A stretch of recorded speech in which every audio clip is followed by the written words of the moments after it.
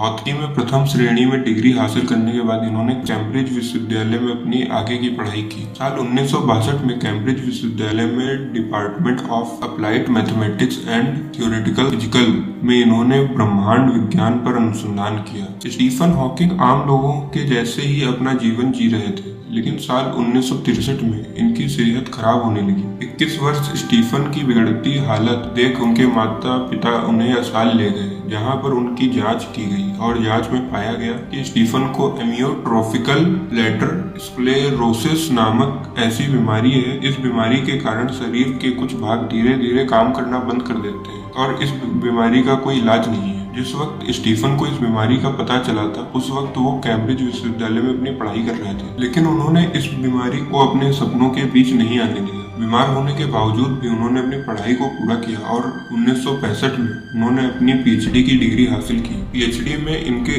Thesis का शीर्षक properties of finding universe था। हॉकिंग्स की पहली शादी 30 सालों तक चलती थी और हॉकिंग्स की पहली शादी 30 सालों तक चली और साल 1995 में जैन और हॉकिंग ने तलाक ले लिया। तलाक लेने के बाद हॉकिंग ने एलन मैसन से विवाह कर लिया और 1965 में हुई ये शादी साल 2016 तक ही चली। स्टीफन हॉकिंग कैम्ब्रिज से अपनी पढ़ाई पूरी करने के बाद इस कॉलेज से जुड़े रहे और इन्होंने एक शोधकर्ता के रूप में यहाँ कार्य किया। इन्होंने साल 1972 में DAMTP में बतौर एक सहायक शोधकर्ता अपनी सेवाएं दी और इसी दौरान इन्होंने अपनी पहली अकादमिक पुस्तक the large scale structure of space time लिखी थी। यहाँ पर कुछ समय तक कार्य करने के बाद कुछ सालों रॉयल सोसाइटी में शामिल किया गया, जिसके बाद इन्होंने साल 1975 में DATP में बतौर गुरुत्वाकर्षण भौतिक रीडर के तौर पर भी कार्य किया। साल 1977 में गुरुत्वाकर्षण भौतिकी प्रोफेसर के रूप में भी यहाँ पर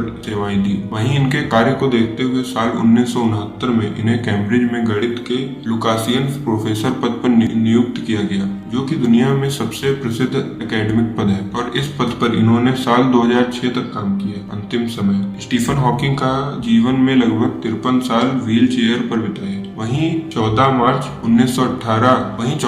2018 को इस महान वैज्ञानिक ने अपनी अंतिम सांस इंग्लैंड में ली और इस दुनिया से हमेशा के लिए विदाई ले ली। लेकिन वैज्ञानिक और इतिहास में इनके द्वारा दिए गए योगदान को कभी भी भूला नहीं जा सकता। जब तक इतिहास रहेगा तब तक स्टीफन हॉकिंग का नाम रहेगा।